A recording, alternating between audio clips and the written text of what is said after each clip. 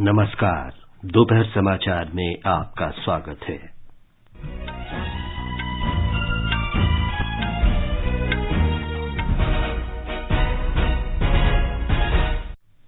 प्रधानमंत्री नरेंद्र मोदी ने नई दिल्ली में प्रधानमंत्री संग्रहालय का उद्घाटन किया। कहा, भारत लोकतंत्र की जननी है और समय के साथ इसमें लगातार बदलाव आया है। राष्ट्र आज डॉक्टर भीमराव आम्बेडकर की 131वीं जयंती पर श्रद्धांजलि अर्पित कर रहा है। राष्ट्रपति, उपराष्ट्रपति, प्रधानमंत्री और लोकसभा अध्यक्ष ने संसद भवन में बाबा साहेब को श्रद्धांजलि दी। देश भर में ऑनलाइन कृषि व्यापार पोर्टल राष्ट्रीय कृषि बाजार ई-नैम के आज 6 वर्ष पूरे हो गए। वर्ष की सबसे बड़ी प्रश्नोत्तरी प्रतियोगिता सबका विकास महाक्विज का आज शाम शुभारंभ होगा।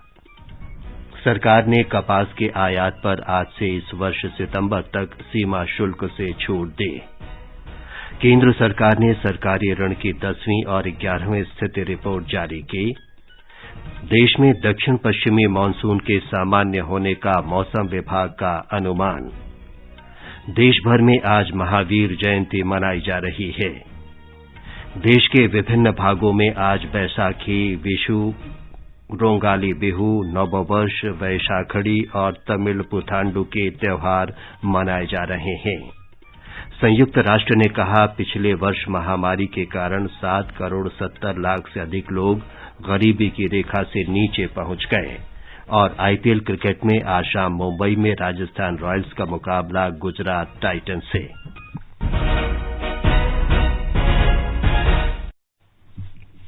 दोपहर समाचार में नवीन सक्सेना के साथ मैं विमलेंदु पांडे। प्रधानमंत्री नरेंद्र मोदी ने कहा है कि भारत लोकतंत्र की जननी है और भारतीय लोकतंत्र की सबसे बड़ी विशेषता ये है कि समय के साथ इसमें लगातार बदलाव आते रहे हैं।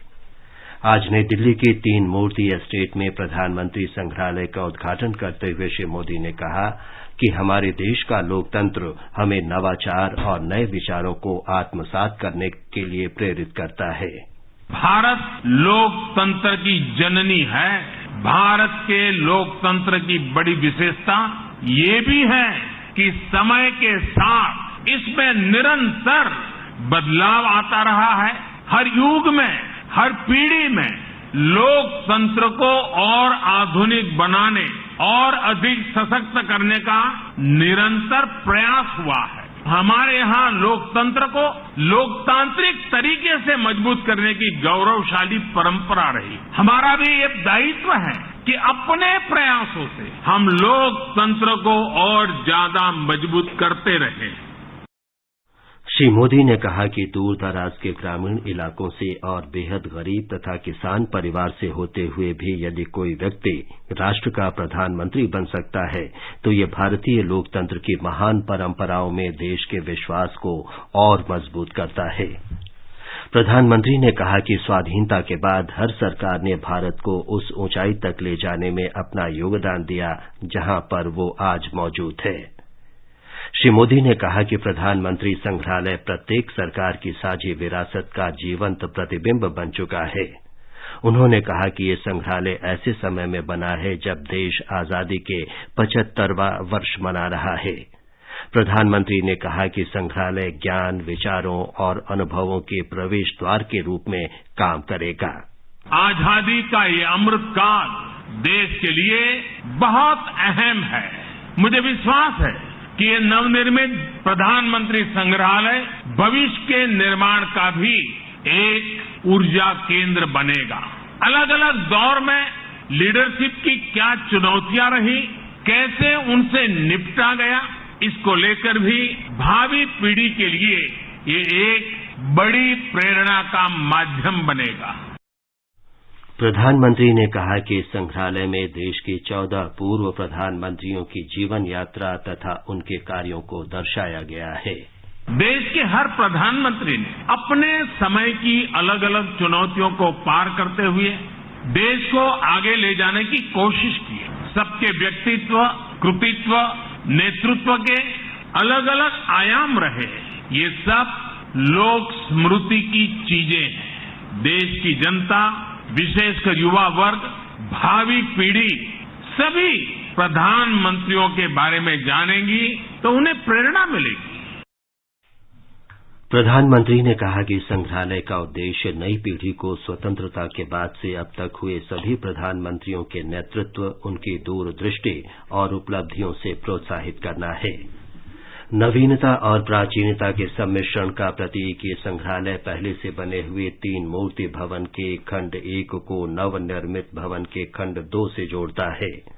दोनों भवनों का कुल क्षेत्रफल 15,600 वर्ग मीटर से अधिक है।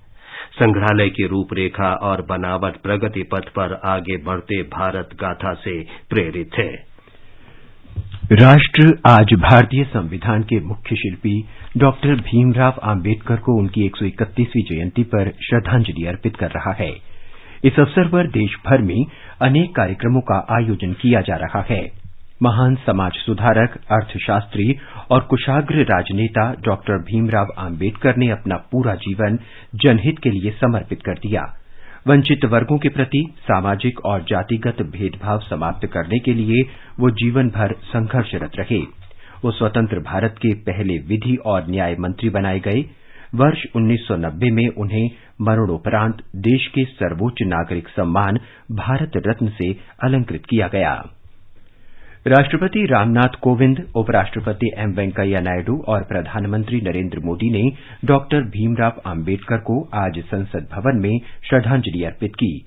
लोकसभा अध्यक्ष ओम बिरला, सामाजिक न्याय और अधिकारिता मंत्री डॉक्टर वीरेंद्र कुमार, केंद्रीय मंत्री पीयूष गोयल, अनुराग ठाकुर और भूपेंद्र यादव ने भी डॉक्टर बीआर आम्बेडकर को श्रद्धा सुमन अर्पित किए। कांग्रेस की अंतरिम अध्यक्ष सोनिया गांधी, राज्यसभा में विपक्ष के नेता मल्लिकार्जुन खड़गे और अन्य सांसदों ने भी बाबा साहेब को श्रद्धांजलि दी। समाज के प्रत्येक वर्ग के लोग भी आम्बेडकर जयंती पर श्रद्धांजलि अर्पित कर रहे हैं। ये समाचार हमारी वेबसाइट newsonair.com/hindi और हमारे mobile app news on AIR पर भी उपलब्ध हैं। सुनो ना, हाँ? सोच रहा हूँ अपना बिजनेस क्यों न बढ़ा लूं। तो रोका किसने है? हाँ? रोका तो किसी ने नहीं, पर समझ नहीं आ रहा कि मदद किससे मांगूं। मुझसे। तुमसे? तो अच्छा बताओ फिर। आकाशवाणी है ना, मैंने सुना है उसका नेटवर्क देश भर में फैला है। पर उससे मेरा क्या फायदा?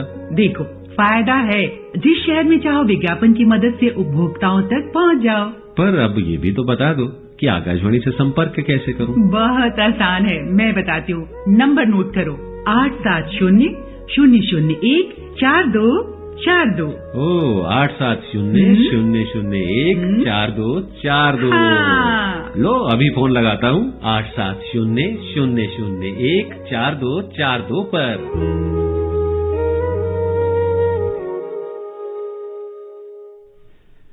दोपहर समाचार में आपका फिर स्वागत है।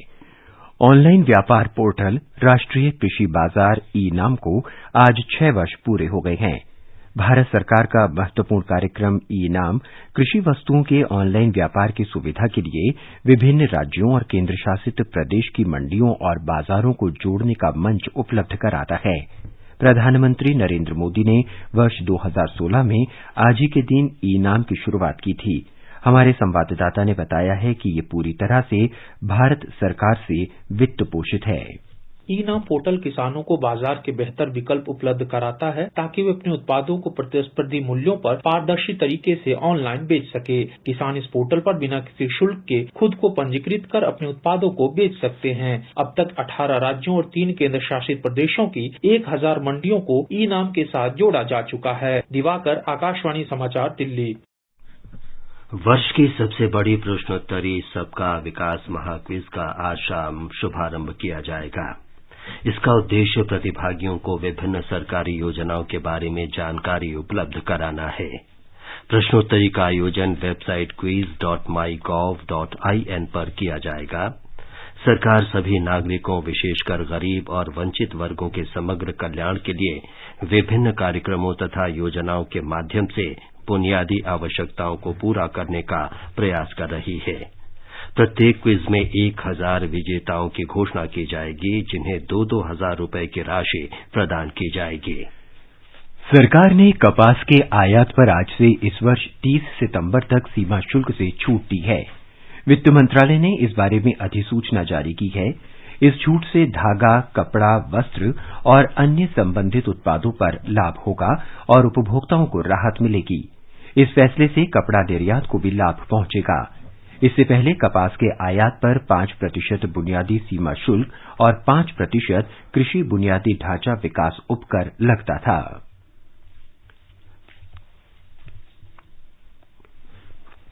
सरकार ने आज सरकारी ऋण के बारे में 10वीं और 11वीं स्थिति रिपोर्ट जारी की। सरकार अद्यतन वार्षिक रिपोर्ट के जरिए केंद्र पर कर्ज के आंकड़ों को पेश करती है। इस रिपोर्ट में वर्ष 2019-20 और वर्ष 2020-21 के दौरान ऋण का विस्तृत विश्लेषण है। अंतर्राष्ट्रीय स्तर पर स्वीकृत ऋण के संकेतों के आधार पर सार्वजनिक ऋण वितरण का आकलन किया जाता है। रिपोर्ट में केंद्र सरकार की मध्यम अवधि के ऋण प्रबंधन रणनीति पर एक अध्याय भी शामिल है। केंद्र सरकार वर्ष 2010-11 से सरकारी ऋण पर वार्षिक रिपोर्ट जारी कर रही है। केंद्रीय स्वास्थ्य मंत्री मनसुख मांडविया ने कहा है कि देश में प्रधानमंत्री नरेंद्र मोदी के नेतृत्व और अनुकूल वातावरण के कारण भारतीय दवा उद्योग अगले 25 वर्षों में सभी लक्ष्यों को प्राप्त कर शीर्ष स्थान पर पहुंच जाएगा। श्री मांडविया आज मुंबई में भारतीय दवा विनिर्माण संघ की हीरक जयंती कार्यक्रम के उद्घाटन सत्र में बोल रहे थे। श्री मांडविया ने कहा कि देश में दवा उद्योग शीर्ष पर है और लोग गर्व के साथ कहते हैं कि भारत दुनिया की फार्मेसी है। इस अवसर पर स्वास्थ्य और परिवार कल्याण मंत्रालय में संयुक्त सचिव डॉक्टर मनदीप कुमार भंडारी, फार्मास्यूटिकल विभाग की सचिव एस अपर्णा सहित कई गणमान्य लोग उपस्थित थे। राष्ट्रव्यापी कोविड टीकाकरण अभियान के अंतर्गत देश में अब तक 186 करोड़ 22 लाख से अधिक टीके लगाए गए। स्वास्थ्य मंत्रालय ने बताया है कि कल 14,48,000 से अधिक टीके लगाए गए। पिछले 24 घंटों के दौरान 1,000 से अधिक लोगों में संक्रमण की पुष्टि हुई। वर्तमान में 11,058 रोगियों का इलाज किया जा रहा है। स्वस्थ होने की दर 98.76% है। संयुक्त राष्ट्र ने कहा है कि 2021 में दुनिया भर में 7 करोड़ 70 लाख से अधिक लोग गरीबी की रेखा से नीचे पहुंच गए हैं। ऐसा विभिन्न देशों की सरकारों के ऊपर कर्ज और कोविड रोधी टीके की खरीद पर आए खर्च के कारण हुआ है। कल संगठन द्वारा जारी रिपोर्ट में कहा गया है कि अमीर देश कोरोना महामारी के प्रभाव को झेलने में सफल रहे, लेकिन गरीब देश इस स्थिति से उबर नहीं पाए। रिपोर्ट में कहा गया है कि दुनिया के 20% देशों को अपने सकल घरेलू उत्पाद की कोविड पूर्व की स्थिति तक आने में अभी 1 से 1.5 वर्ष और लग सकता है। आगे बढ़ने से पहले मुख्य समाचारों पर एक नजर। प्रधानमंत्री नरेंद्र मोदी ने नई दिल्ली में प्रधानमंत्री संग्रहालय का उद्घाटन किया। कहा, भारत लोकतंत्र की जननी है और समय के साथ इसमें लगातार बदलाव आया है। राष्ट्र आज डॉक्टर भीमराव अंबेडकर की 131वीं जयंती पर श्रद्धांजलि अर्पित कर रहा है। राष्ट्रपति, उपराष्ट्रपति, प्रधानमंत्री और लोकसभा अध्यक्ष ने संसद भवन में बाबा साहेब को श्रद्धांजलि दी। देश भर में ऑनलाइन कृषि व्यापार पोर्टल राष्ट्रीय कृषि बाजार ई-नाम के आज 6 वर्ष पूरे हो गए हैं। वर्ष की सबसे बड़ी प्रश्नोत्तरी प्रतियोगिता सबका विकास महाक्विज का आज शाम शुभारंभ होगा। सरकार ने कपास के आयात पर आज से इस वर्ष सितंबर तक सीमा शुल्क से छूट दी है। केंद्र सरकार ने सरकारी ऋण की 10वीं और 11वीं स्थिति रिपोर्ट जारी की। देश में दक्षिण पश्चिमी मानसून के सामान्य होने का मौसम विभाग का अनुमान। देश भर में आज महावीर जयंती मनाई जा रही है। देश के विभिन्न भागों में आज बैसाखी, विशु, रोंगाली बिहू, नववर्ष, वैशाखड़ी और तमिल पुथांडु त्योहार मनाए जा रहे हैं। संयुक्त राष्ट्र ने कहा, पिछले वर्ष महामारी के कारण 7 करोड़ 70 लाख से अधिक लोग गरीबी की रेखा से नीचे पहुंच गए। और आईपीएल क्रिकेट में आज शाम मुंबई में राजस्थान रॉयल्स का मुकाबला गुजरात टाइटंस से। 24वीं और अंतिम जैन तीर्थंकर भगवान महावीर की जयंती आज देश भर में धार्मिक श्रद्धा के साथ मनाई जा रही है। महावीर जयंती जैन समुदाय के लिए सबसे पावन अवसर है और उनके धार्मिक जीवन में इसका बहुत महत्व है। राष्ट्रपति रामनाथ कोविंद, उपराष्ट्रपति एम वेंकैया नायडू और प्रधानमंत्री नरेंद्र मोदी ने इस अवसर पर लोगों को शुभकामनाएं दी हैं। राष्ट्रपति ने अपने संदेश में कहा है कि भगवान महावीर ने अहिंसा, सत्य, आस्तेय, संयम और अपरिग्रह के संकल्प का पालन कर आध्यात्मिक मुक्ति का मार्ग दिखाया। उपराष्ट्रपति एम वेंकैया नायडू ने कहा कि भारत के सबसे महान आध्यात्मिक गुरु भगवान महावीर अहिंसा, करुणा और सत्य जैसे सद्गुणों के प्रतीक थे। प्रधानमंत्री ने भगवान महावीर की शिक्षाओं से न्यायपूर्ण और सहानुभूतिपूर्ण समाज के निर्माण और समाज में शांति तथा भाईचारे की कामना की। बिहार में भगवान महावीर की जयंती धार्मिक श्रद्धा और उल्लास के साथ मनाई जा रही है। मुख्य समारोह नालंदा में भगवान महावीर की जन्मस्थली कुंडलपुर में आयोजित किया गया है। इसमें देश विदेश के तीर्थयात्री भाग ले रहे हैं। आज सुबह शोभा यात्रा निकाली गई। इस अवसर पर पावापुरी में भी समारोह आयोजित किए जा रहे हैं। देश के विभिन्न भागों में आज बैसाखी, विशु, रोंगाली बिहू, नववर्ष, बैशाखड़ी तथा पुथांडु विरुप्पु के त्योहार मनाए जा रहे हैं। पंजाब में फसल कटाई का त्योहार बैसाखी की धूम है। आई बैसाखी, आई बैसाखी, आई बैसाखी, मुक्त गई कणका भी राखी, आई बैसाखी, आई बैसाखी, आई बैसाखी, आई। राष्ट्रपति रामनाथ कोविंद, उपराष्ट्रपति एम वेंकैया नायडू और प्रधानमंत्री नरेंद्र मोदी ने देशवासियों को इन त्योहारों की शुभकामनाएं दी हैं। केरल में ईसाई समुदाय ने आज ईसा मसीह के अंतिम पवित्र भोज शिक्षा की स्मृति में मॉन्डी थर्सडे मनाया। इस अवसर पर पूरे राज्य के गिरजाघरों में विशेष प्रार्थनाओं का आयोजन किया गया। पादरियों ने आम लोगों के पैर धोए और इसे प्रतीकात्मक रूप से ईसा मसीह को उनके 12 शिष्यों के पैर धोते हुए प्रदर्शित किया गया। कोच्चि में सीरो मालाबार चर्च के मुख्य पादरी कार्डिनल मार जॉर्ज अलंचेरी ने मुख्य प्रार्थना की। आईपीएल क्रिकेट में आज मुंबई के डीवाई पाटिल स्टेडियम में शाम 7:30 बजे से राजस्थान रॉयल्स का मुकाबला गुजरात टाइटंस से होगा। पुणे में कल पंजाब किंग्स ने मुंबई इंडियंस को 12 रन से हरा दिया। मुंबई इंडियंस की ये लगातार 5वीं हार है, जबकि पंजाब ने तीसरा मैच जीता है। ये समाचार आकाशवाणी से प्रसारित किए जा रहे हैं। ताजा समाचार जानने के लिए आप हमारे Twitter handle @AIR News Hindi को फॉलो कर सकते हैं। आजादी का अमृत महोत्सव के हिस्से के रूप में आकाशवाणी समाचार स्वतंत्रता आंदोलन से जुड़े स्वाधीनता सेनानियों पर कार्यक्रम वीर गाथा को प्रसारित कर रहा है। हमारे परिक्रमा कार्यक्रम में बृहस्पतिवार को शाम 4:45 बजे इसका प्रसारण किया जाता है।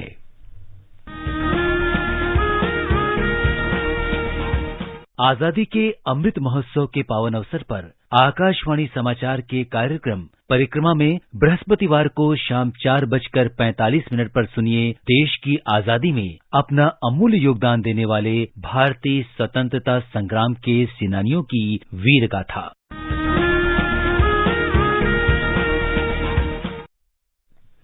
आजादी के अमृत महोत्सव के अंतर्गत आइए अब सुनते हैं आकाशवाणी की विशेष प्रस्तुति आजादी का सफर। आजादी का अमृत महोत्सव।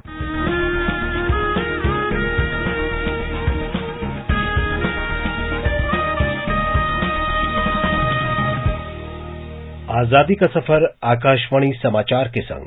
भारत का स्वतंत्रता संघर्ष आधुनिक विश्व के महानतम संघर्षों में से एक है। आकाशवाणी से हम आपके लिए रोजाना ला रहे हैं इस संघर्ष की झलक। जब तक जनगण मन का मान रहेगा, जब तक ये संविधान रहेगा, अरे हे, जब तक हिंदुस्तान रहेगा, बाबा साहेब नाम रहेगा। आज की कड़ी में हम भारत के संविधान के निर्माता भारत रत्न बाबा साहेब डॉक्टर भीमराव आम्बेडकर का स्मरण कर रहे हैं। उनका जन्म 14 अप्रैल 1891 को मध्य प्रदेश के महू में हुआ था। युवा आम्बेडकर को शैक्षिक प्रशिक्षण के दौरान सामाजिक भेदभाव का सामना करना पड़ा, लेकिन उन्होंने वो चुनौती बखूबी पार की। सभी विषम परिस्थितियों के बावजूद उन्होंने न्यूयॉर्क में कोलंबिया यूनिवर्सिटी से अर्थशास्त्र में पीएचडी की। कोलंबिया यूनिवर्सिटी में सीधे ही जाते हैं, बड़ी सुगमता से ही उसमें दाखिल हो जाते हैं। उन्होंने लंदन स्कूल ऑफ इकोनॉमिक्स से अर्थशास्त्र में डीएससी की। स्वयं जातिगत भेदभाव का शिकार होने के कारण उन्होंने इस भेदभाव को समाप्त करने का प्रण लिया। कोल्हापुर के महाराजा की सहायता से बाबा साहेब ने साप्ताहिक मूकनायक शुरू किया, जिसमें हिंदुओं की रूढ़िवादी आस्थाओं की आलोचना की जाती थी। उन्होंने पिछड़े वर्गों को शिक्षा उपलब्ध कराने और सामाजिक आर्थिक सुधार के लिए बहिष्कृत हितकारिणी सभा की स्थापना भी की। हिंसा का मार्ग अपनाने के बजाय उन्होंने तथाकथित अस्पृश्य लोगों के अधिकारों की लड़ाई लड़ने के लिए सत्याग्रह आंदोलन का नेतृत्व किया। बाबा साहेब को 1926 में बम्बई लेजिस्लेटिव काउंसिल के लिए मनोनीत किया गया था। 1934 में पूना समझौते में बाबा साहेब गांधी जी के साथ इस बात पर सहमत हुए कि अलग निर्वाचक मंडल के बजाय विधानसभाओं और सेंट्रल काउंसिल में वंचित वर्ग के लिए सीट आरक्षित की जाए। 1935 में उन्हें सरकारी विधि महाविद्यालय का प्राचार्य नियुक्त किया गया। इसके अगले वर्ष बाबा साहेब ने स्वतंत्र लेबर पार्टी की स्थापना की, जिसने 1937 में बम्बई चुनावों में 14 सीट जीती। तब आम्बेडकर बम्बई विधानसभा के लिए भी निर्वाचित हुए। इसी वर्ष बाबा साहेब ने प्रसिद्ध पुस्तक द एनिहिलेशन ऑफ कास्ट प्रकाशित की। 1942 में डॉक्टर आम्बेडकर को गवर्नर जनरल एग्जीक्यूटिव काउंसिल के लिए मनोनीत किया गया। वे काउंसिल में एकमात्र सदस्य थे जो 4 पद संभाल रहे थे। 1946 में बाबा साहेब संविधान सभा के सदस्य बने।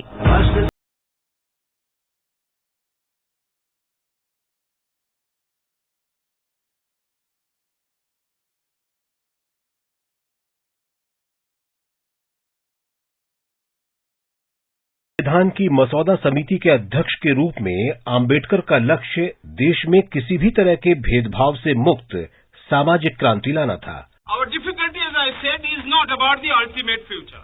Our difficulty is how to make the heterogeneous mess that we have today take a decision in common and march in a cooperative way on that road which is bound to lead us to unity. Our difficulty is not with regard to the ultimate. Our difficulty is with regard to the beginning. Bharat का संविधान नागरिकों को धर्म की स्वतंत्रता उपलब्ध कराता है, महिलाओं के अधिकारों की वकालत करता है, अस्पृश्यता को समाप्त करता है और समाज के वर्गों के बीच अंतर दूर करता है। स्वतंत्रता के बाद 1949 में देश की अंतरिम सरकार में डॉक्टर आम्बेडकर को भारत का प्रथम विधि मंत्री नियुक्त किया गया, लेकिन हिंदू कोड बिल के मुद्दे पर 1951 में उन्होंने त्यागपत्र दे दिया। डॉक्टर आम्बेडकर ने भारत के वित्त आयोग के स्थापना में भी सहायता की और उनकी नीतियों के कारण ही राष्ट्र ने आर्थिक और सामाजिक रूप से प्रगति की। उन्हें मरणोपरांत 1990 में भारत रत्न से सम्मानित किया गया। महान राष्ट्रवादी समाज सुधारक को हमारा नमन।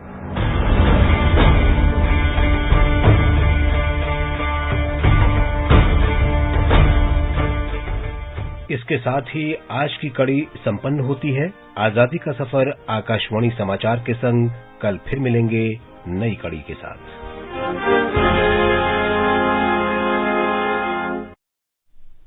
संस्कृति संदेश समर्पित है यायावरी प्रवृत्ति के महान साहित्यकार राहुल सांकृत्यायन को।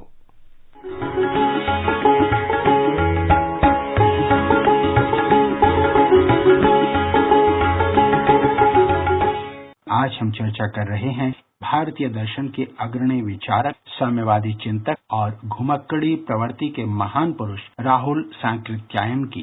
उनका जन्म उत्तर प्रदेश के आजमगढ़ जिले में पंधरा गांव में 9 अप्रैल 1893 को हुआ था। उनके बचपन का नाम केदारनाथ पांडेय था।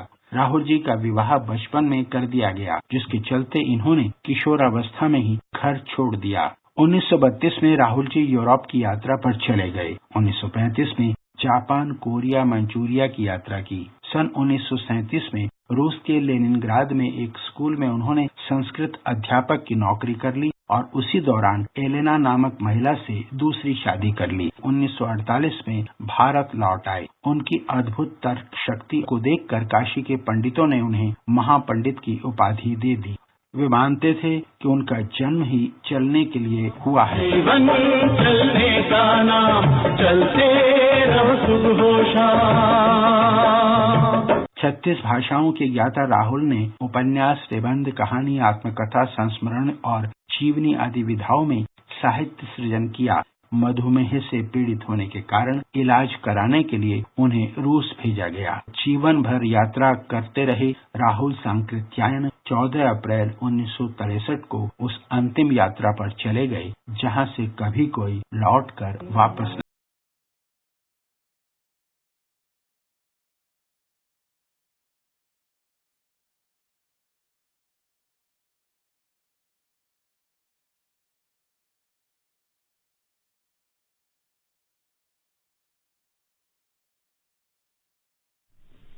श्रीलंका के वित्त मंत्री अली साबरी ने कहा है कि देश को इस वर्ष ऐतिहासिक आर्थिक संकट से उबरने के लिए 3 से 4 अरब डॉलर की आवश्यकता है।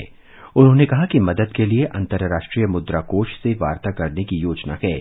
श्री अली साबरी ने कहा कि 18 अप्रैल को वाशिंगटन में बातचीत शुरू होगी और उन्हें 1 सप्ताह बाद आपातकालीन राहत राशि मिल जाने की उम्मीद है। मद्रास आईआईटी में बीएससी कार्यक्रम ऑनलाइन शुरू किया जा रहा है। संस्थान के निदेशक डॉक्टर वी कामाकोटी ने बताया कि इस पाठ्यक्रम के लिए देश के विभिन्न भागों से बड़ी संख्या में विद्यार्थी आते हैं। पूरे देश में दक्षिण पश्चिम मानसून के सामान्य रहने की संभावना है। मौसम विभाग के अनुसार जून से सितंबर तक इस मौसम की वर्षा दीर्घावधि औसत की लगभग 99% होने की संभावना है। आकाशवाणी से विशेष बातचीत में मौसम विभाग के महानिदेशक मृत्युंजय महापात्रा ने बताया कि इस बार मानसून सामान्य रहने की उम्मीद है। आने वाले साउथ वेस्ट मानसून सीजन में जून से सितंबर के अंदर कंट्री एज ए होल के लिए जो रेनफॉल होने वाला है, इसका पूर्वानुमान है कि ये रेनफॉल सामान्य रहेगा, यानी नॉर्मल रेनफॉल एक्सपेक्टेड है for the country as a whole. जब हम नॉर्मल बोलते हैं, रेनफॉल का आंकड़ा 96% से 104% के अंदर होता है लॉन्ग पीरियड एवरेज की। क्वांटिटेटिवली देखें तो आज जो पूर्वानुमान इशू किया गया, इसके हिसाब से all India monsoon rainfall during June to September लगभग लॉन्ग पीरियड एवरेज की 99% विथ मॉडल एरर ऑफ ±5% होने का पूर्वानुमान किया गया है। और अब एक नजर आज के मौसम पर। राष्ट्रीय राजधानी दिल्ली में तेज हवाएं चल सकती हैं। चेन्नई और कोलकाता में आंशिक रूप से बादल छाए रहने का अनुमान है, जबकि मुंबई में आसमान साफ रहेगा। इन महानगरों में तापमान 24 से 39 डिग्री सेल्सियस के बीच रह सकता है। श्रीनगर, मुजफ्फराबाद, लेह और गिलगित में आमतौर पर बादल छाए रहने का अनुमान है। जम्मू में आमतौर पर आसमान साफ रहेगा, लेकिन शाम के समय बादल छाए रहने के आसार हैं। इन क्षेत्रों में न्यूनतम तापमान 6 डिग्री और अधिकतम तापमान 38 डिग्री सेल्सियस के बीच रहने का अनुमान है। गुवाहाटी, इम्फाल, आइजॉल, शिलांग, कोहिमा, ईटानगर, अगरतला और गैंगटॉक में आमतौर पर बादल छाए रहने का अनुमान है। कुछ क्षेत्रों में बारिश या गरज के साथ बूंदाबांदी हो सकती है। तापमान 16 से 36 डिग्री सेल्सियस के बीच रहने की संभावना है। अंत में मुख्य समाचार एक बार फिर। प्रधानमंत्री नरेंद्र मोदी ने नई दिल्ली में प्रधानमंत्री संग्रहालय का उद्घाटन किया। कहा, भारत लोकतंत्र की जननी है और समय के साथ इसमें लगातार बदलाव आया है। राष्ट्र आज डॉक्टर भीमराव आम्बेडकर की 131वीं जयंती पर श्रद्धांजलि अर्पित कर रहा है। राष्ट्रपति, उपराष्ट्रपति, प्रधानमंत्री और लोकसभा अध्यक्ष ने संसद भवन में बाबा साहेब को श्रद्धांजलि दी।